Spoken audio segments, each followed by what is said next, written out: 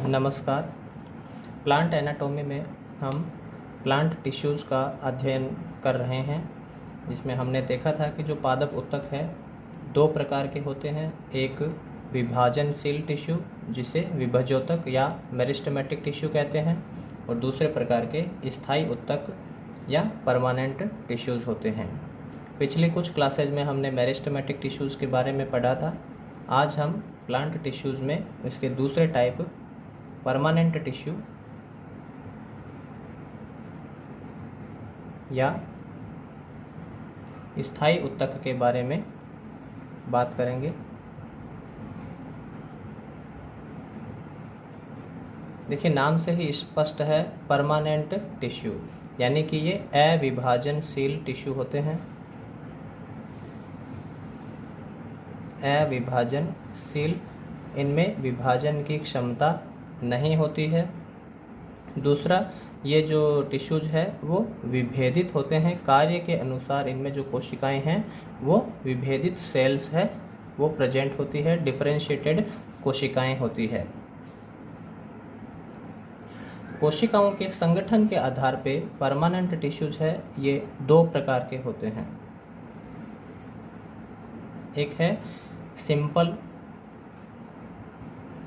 या सरल स्थायी ऊतक, और दूसरे टाइप है कॉम्प्लेक्स या जटिल परमानेंट टिश्यूज। सिंपल टिश्यूज है, इसमें जो कोशिकाएं होती है वो एक ही प्रकार की कोशिकाएं होती है। यह समांगी प्रकार की का इनमें संगठन या होमोजीनस टाइप की कोशिकाएं होती है, जो उत्पत्ति व कार्य तथा संरचना में एक समान होती है। इसमें जो कोशिकाएं हैं वो एक ही प्रकार की कोशिकाएं होती है,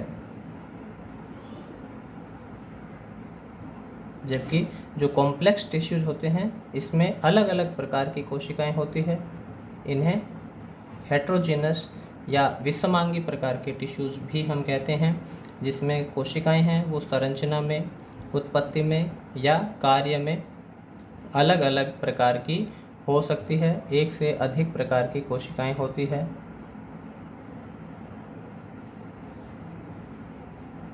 इस कारण इन्हें कॉम्प्लेक्स या जटिल ऊतक कहा जाता है। जो सिंपल टिश्यूज है ये पुनः तीन प्रकार के होते हैं। एक है पेरेन्काइमा टिश्यू या मृदूतक, दूसरे हैं कोलेनकाइमा या स्थूलकोण ऊतक, और तीसरे हैं स्क्लेरेनकाइमा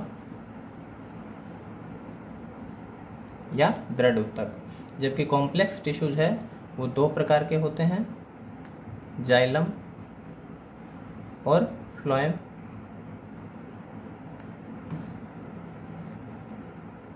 तो आज हम सबसे पहले टाइप पेरेन्काइमा टिश्यूज की बात करेंगे।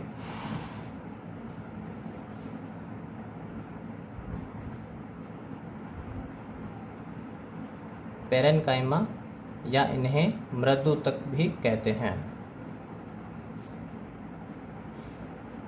नाम से ही स्पष्ट हो रहा है, मृदु मीन्स सॉफ्ट टिश्यू, ठीक है, या कोमल ऊतक, ठीक है। अर्थात ये जो पेरेन्काइमा टिश्यूज होते हैं सॉफ्ट होते हैं, कोमल होते हैं। ऐसा किस लिए होता है? क्योंकि इनमें जो कोशिका भित्ति है वो पतली कोशिका भित्ति या सेल वॉल है वो उपस्थित रहती है। इन कोशिकाएं, ये जो पेरेन्काइमा कोशिकाएं हैं ये सिंपल टाइप के टिश्यूज है, सिंपल परमानेंट टिश्यू है।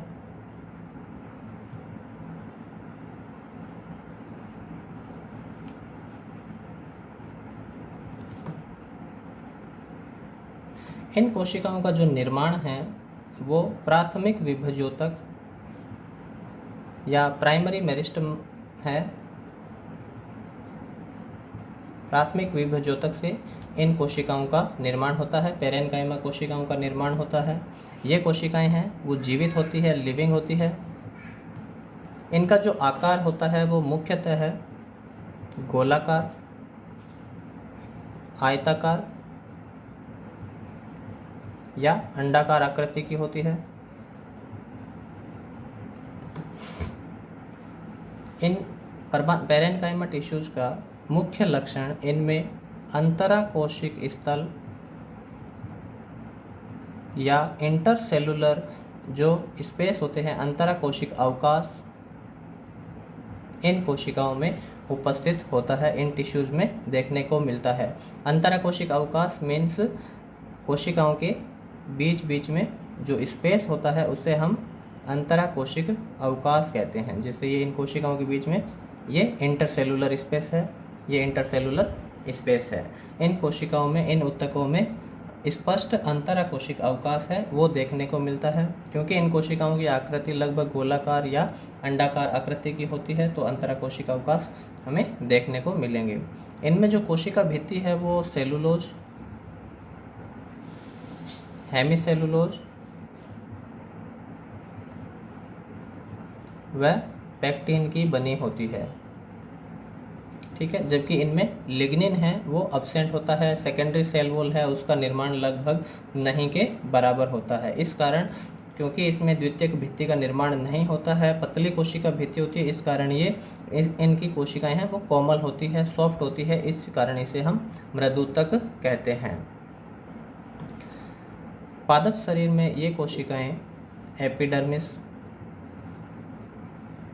शरीर के कोमल अंग जैसे एपिडर्मिस है, कोर्टेक्स है, पित्त है तथा साथ ही कॉम्प्लेक्स टिश्यूज जैसे जाइलम व फ्लोएम में भी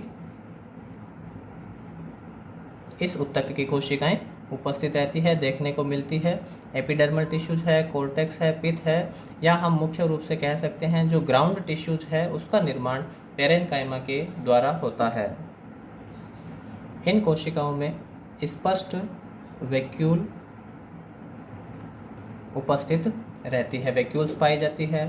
संचित भोजन है वो इनमें उपस्थित रहता है इन कोशिकाओं में। तो पैरेन्काइमा टिश्यूज में कोशिकाओं की क्या मुख्य विशेषताएं होती है? ये कोशिकाएं सॉफ्ट होती है, प्राथमिक विभज्योतक से इन कोशिकाओं का निर्माण होता है। ये लिविंग सेल्स होती है जो मुख्यतः गोलाकार या अंडाकार आकृति की होती है।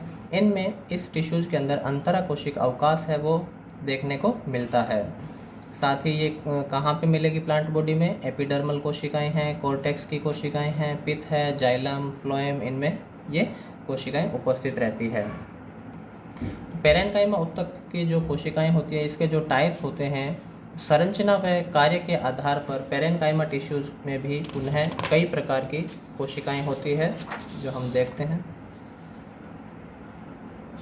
तो पैरेन्काइमा की जो टिश्यू है वो मुख्यतः 4 प्रकार के होते हैं। पहला है क्लोरेन्काइमा या हरित मृदुतक। क्लोरेन्काइमा है, इसका मुख्य कार्य है फोटोसिंथेसिस का कार्य करना, भोजन का निर्माण करना।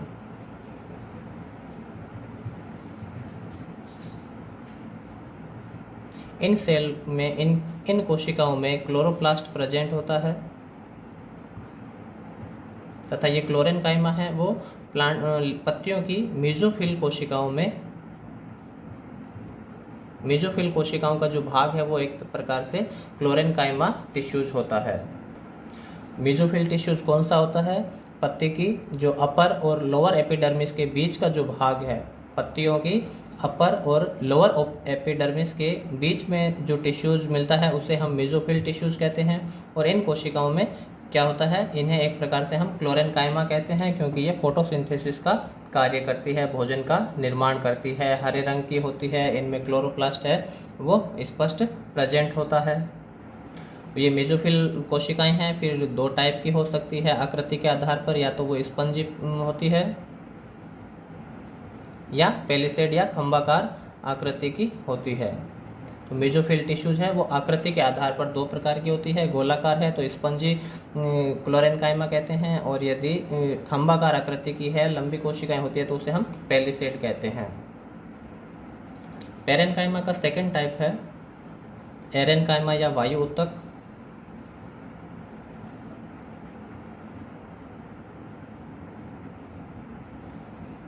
यह मुख्यतः जलीय पादपों में मिलता है। एक्वेटिक प्लांट्स है उसके अंदर ये उपस्थित रहता है। इस टिश्यूज में स्पष्ट वायु अवकाश प्रेजेंट होते हैं। ठीक है, इस टिश्यूज में क्या होते हैं, बड़े बड़े वायु अवकाश है वो देखने को मिलते हैं। इन वायु अवकाश में वायु भरी रहती है, एयर भरी रहती है, जिनका मुख्य कार्य प्लांट्स में एक तो वातन या एरेशन का होता है, साथ ही दूसरा कार्य होता है ये उनमें उत्प्लावकता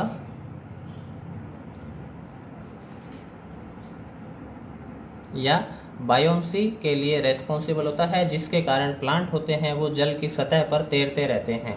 उत्प्लावकता या बायोम्सी क्या है कि प्लांट को डूबने से बचाते हैं, ये जल की सतह पर तैरते रहते हैं। और इस प्रकार के टिश्यूज को हम एरेनकाइमा कहते हैं, जिनमें बड़े बड़े वायु अवकाश उपस्थित रहते हैं। तीसरे टाइप के पेरेनकाइमा हैं इडियोब्लास्ट कोशिकाएं, या इन्हें विचित्र कोशिकाएं भी कहा जाता है। ठीक है, इडियोब्लास्ट कोशिकाएं या विचित्र कोशिकाएं, ये विशेष प्रकार के मृदुतक होते हैं जो विशेष प्रकार के संचित भोजन के लिए भोजन का संग्रहण करती है, जैसे टेनिन पदार्थ है, रेजिन है, ऑयल है या कैल्शियम ऑक्जेलेट के क्रिस्टल्स है, उनका संग्रहण का ये कोशिकाएं हैं वो कार्य करती है। तो भोजन का संग्रहण करने वाली कोशिकाओं को हम क्या कहेंगे, इडियोब्लास्ट या विचित्र कोशिकाएं कहते हैं। नेक्स्ट है, फोर्थ है प्रोसेनकाइमा कोशिकाएं।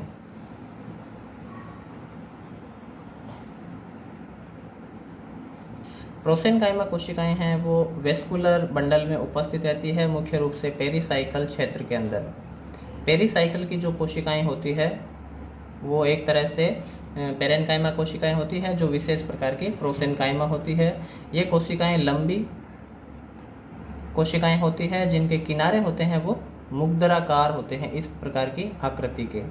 तो इस प्रकार की कोशिकाओं को हम प्रोसेनकाइमा कोशिकाएं कहते हैं, जो पेरिसाइकल में उपस्थित रहती है।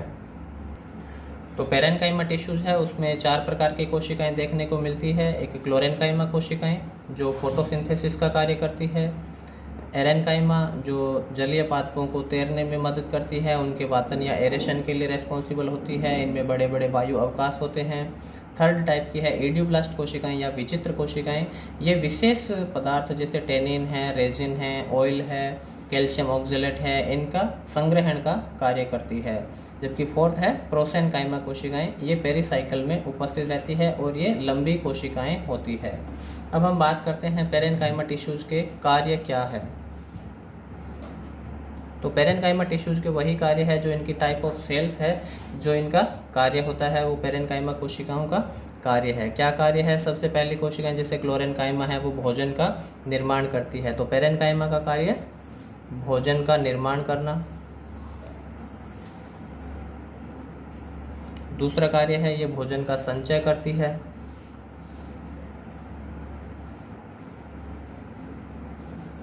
थर्ड कार्य है इनका, ये प्लांट्स में उत्प्लावकता या बायोन्सी के लिए रेस्पॉन्सिबल है, या उत्प्लावकता के लिए या एरेशन है। साथ ही इसमें कुछ कोशिकाएं होती है वो जल का संचय भी करती है, जैसे जीरोफिटिक प्लांट्स है, हम देखते हैं ग्वारपाठा है, एलोवेरा है, ओपुन्शिया है, यूफोर्बिया है, इन पादपों में ये कोशिकाएं हैं वो जल का संचय भी करती है। इनका मुख्य इम्पोर्टेंट कार्य है कि ये प्लांट्स में द्वितीयक वृद्धि का कार्य भी करती है।